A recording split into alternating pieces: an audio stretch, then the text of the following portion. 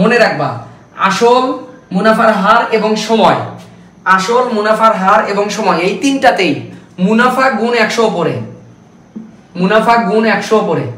এই যে দেখো এটাতেও মুনাফা গুণ 100 উপরে, এটাতেও মুনাফা গুণ 100 উপরে। ভালো করে মনোযোগ দিবা। তুমি যখন আসলের সূত্র বের করবা ওপরে মুনাফা গুণ 100 হবে, তুমি যখন মুনাফার হারের সূত্র বের করবা ওপরে মুনাফা গুণ 100 হবে, তুমি যখন সময়ের সূত্র বের করবা ওপরে মুনাফা গুণ 100 হবে। তিনটা সূত্রের ক্ষেত্রে একই জিনিস, মুনাফা গুণ 100, মুনাফা গুণ 100, মুনাফা গুণ 100। এটা কি মুখস্থ করার কিছু হলো? টেকনিক দিয়ে করলাম কিন্তু আমি।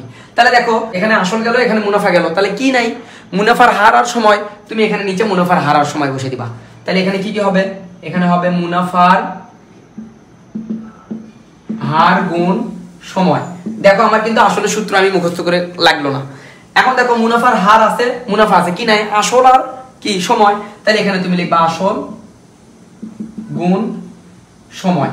কে বলছে এটা মুখস্থ করতে হয়? তুমি আসল, মুনাফার হার আর সময়ের উপরে মুনাফা গুণ 100 লিখবা, মুনাফা গুণ 100 লিখবা, মুনাফা গুণ 100 লিখবা। এখানে মুনাফা আছে, আসল আছে, মুনাফার হার আর সময় নাই, নিচে রেখে দিবা। এখানে মুনাফার হার আছে, আসল আর সময় নাই, নিচে রেখে দিলা। এখানে মুনাফা আর সময় আছে, কি নাই?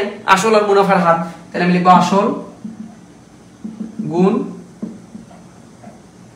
মুনাফার হার। দেখো তো নিমিশেই কিন্তু আমরা তিনটা সূত্র করে ফেললাম। এখন মুনাফার সূত্রে কি হবে? মুনাফার ক্ষেত্রে আরো সহজ। নিচে তুমি 100 দিবা আর উপরে বাকি যতগুলো আছে গুণ করে দিবা।